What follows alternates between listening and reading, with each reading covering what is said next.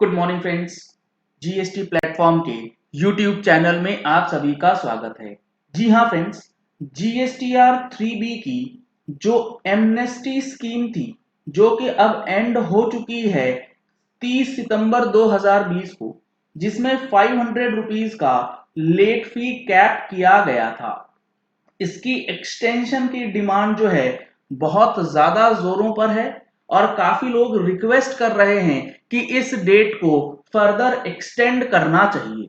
Normally मैं ऐसी videos record नहीं करता, लेकिन यहां पर जो जेन्युइन डिमांड है उसको मैं रेज करना चाहता हूं। क्या है जेन्युइन डिमांड, क्यों ये एक्सटेंशन जरूरत है और किन केसेस में ये एक्सटेंशन मिलना चाहिए। आपको सबसे पहले ये समझना होगा कि आपका रिमूवल ऑफ डिफिकल्टी ऑर्डर आया था, जिसमें कहा गया था कि अगर आपका कैंसिलेशन ऑर्डर 12 जून 2020 या उससे पहले इशू किया गया है डिपार्टमेंट की तरफ से, तो आप इन केसेस में रिवोकेशन फाइल कर सकते हैं। रिवोकेशन किस सिचुएशन में? रिवोकेशन के लिए एक्सटेंशन दिया गया था, क्योंकि जो पीरियड ऑफ रिवोकेशन फाइलिंग है वो एक्सपायर होने की वजह से लोग अपना जीएसटी नंबर एक्टिवेट नहीं करा पाए और उनका रिटर्न फाइलिंग जो है वो पेंडिंग हो गया। तो इसके लिए रिवोकेशन का जो टाइम लिमिट दिया गया था वो दिया गया था 30 सितंबर 2020 तक।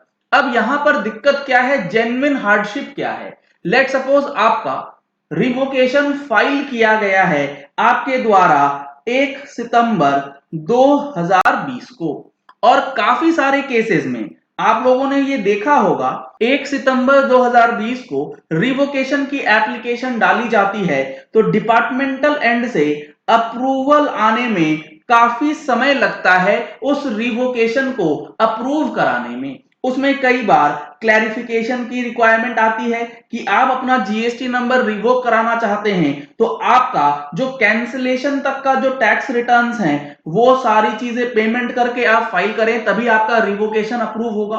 तो इन सारे प्रोसेस में कई बार क्या होता है कि अपना जो रिवोकेशन है वो 30 सितंबर तक नहीं आ पाता।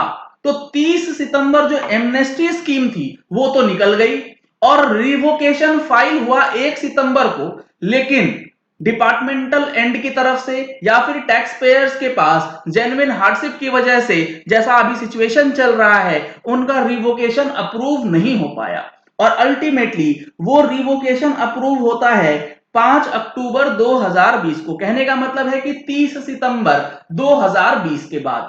अब सवाल ये है कि जब नंबर एक्टिवेट हो गया 5 अक्टूबर 2020 को, तो इसकी जितनी भी पेंडिंग रिटर्न थी, लेट सपोज 18, 19, 19, 20, 20, 21, इन जीएसटीआर 3B के अंदर जो अब लेट फीस लग रही है और इसमें एमनेस्टी स्कीम का बेनिफिट नहीं मिल रहा, तो इसमें टैक्स पेयर की क्या गलती है? तो यहां पर जीएसटी एमनेस्टी स्कीम को एटलीस्ट इस केसेस के लिए जहां पर रिवोकेशन फाइल हो चुका है 30 सितंबर से पहले, लेकिन 30 सितंबर से पहले उसका अप्रूवल नहीं आया है, यानी कि उनका नंबर चालू नहीं हो पाया है, उनके लिए कुछ रिलीफ आनी चाहिए और उनको एक्सटेंशन मिलना चाहिए। नॉर्मल केसेस के लिए ये चीजें लागू नहीं होनी चाहिए। रिवोकेशन के केसेस में अगर जेन्युइन टैक्स पेयर्स हैं, आप उसके लिए वहां पर एप्लीकेशन चेक कर सकते हैं, जो वेरिफिकेशन करना है कर सकते हैं, ताकि रिवोकेशन अप्लाई होने के बावजूद भी नंबर चालू नहीं हो पाया, इसीलिए 3B फाइल नहीं हो पाई, तो यहां पर रिलैक्सेशन जो है मिलना बहुत जरूरी है। और रिलैक्सेशन के साथ साथ यहां पर जो इंटरेस्ट का अमाउंट है उसके अंदर भी कुछ रिलैक्सेशन देना चाहिए। इंटरेस्ट का अमाउंट जो रिडक्शन किया गया था कोविड 19 की सिचुएशन को देखते हुए, वो चीज भी यहां पर इंप्लीमेंट की जा सकती है। दूसरा पॉइंट, ये तो हो गया जो डिपार्टमेंट के एंड से होना चाहिए। अब हमारे जो टैक्स पेयर्स हैं उनके एंड से कुछ चीजें ध्यान रखनी है। भैया आप लोग भी अपना काम बिल्कुल समय पे कर लीजिए। एक तो जो ये 31 अक्टूबर की डेट है, इससे पहले काफी सारे इंपॉर्टेंट काम करने हैं, जिसमें एक काम है आपका जीएसटीआर 9 और 9C 18-19 से रिलेटेड। अगर आपने अभी तक फाइलिंग नहीं करी है तो जल्द से जल्द फाइलिंग कर लीजिएगा। फाइलिंग करने में कोई दिक्कत आती है तो आप हमारे ऑनलाइन ट्रेनिंग सेशन को ज्वाइन कर सकते हैं, जो कि होने वाला है 18 अक्टूबर 2020 यानी कि कमिंग संडे को। रजिस्ट्रेशन के लिए आप इस नंबर पे कॉल कर सकते हैं। फाइनेंशियल ईयर 18-19 का 9 और 9C इसमें कवर होने वाला है। तो ये हो गया दूसरा पॉइंट जो कि जीएसटीआर 9 और 9C से रिलेटेड है। फिर आप लास्ट डेट की वेट करेंगे और फिर से एक्सटेंशन के लिए आप कैंपेन जो है वो चलाएंगे। अब एक चीज और आपको ध्यान रखनी है, अगर आपका जीएसटी नंबर कैंसिल हो गया था और आप उसे अब रिवोक नहीं कराना चाहते तो आपको एक फाइनल रिटर्न भरनी है। फाइनल रिटर्न कौन सी? जीएसटीआर 10, जिसकी लेट फीस 10,000 रुपीज लग रही थी। अब इसकी डेट एक्सटेंड कर दी गई है 500 के साथ। तो अगर आपकी कोई भी जीएसटीआर 10 पेंडिंग है तो समय रहते फाइल कर लीजिए, लास्ट डेट का वेट मत कीजिए, नहीं तो फिर वो डेट निकल जाएगी, फिर आपका कैंपेन स्टार्ट होगा कि लेट फीस वेव कर दीजिए, लेट फीस कम कर दीजिए। वो सारी चीजें जेन्युइन नहीं होंगी। तो यहां पर आप देखेंगे तो जो हमारा ये आया था नोटिफिकेशन, इसमें कहा गया था कि जो जीएसटीआर 10 है, जिन्होंने ड्यू डेट तक फाइल नहीं करी है और वो फाइल कर देते हैं 22 सितंबर 20 से लेके 31 दिसंबर 2020 तक, इन पीरियड्स के अंदर जो भी जीएसटीआर 10 फाइल होगी उसके ऊपर लेट फीस मात्र 500 रुपए की लगेगी। 10,000 की लेट फीस जो है यहां पर माफ कर दी गई है। तो आपका अगर कोई ऐसा सिचुएशन बन रहा है जिसमें आपको जीएसटी का फाइनल रिटर्न या फिर जीएसटीआर 10 फाइल करना है तो इसका फाइलिंग आप जल्द से जल्द कर लें। यहां पर एक कैच क्या है? यहां पर कैच ये है, इसमें बताया गया है 22 सितंबर से लेके 31 दिसंबर के बीच में फाइलिंग होना चाहिए। अब लेट सपोज आपका जीएसटी नंबर कैंसिल हुआ है, और वो कैंसिलेशन कब हुआ है? वो कैंसिलेशन हुआ है 1 सितंबर 2020 को। लेट सपोज 1 सितंबर को आपका जीएसटी नंबर कैंसिल हो गया।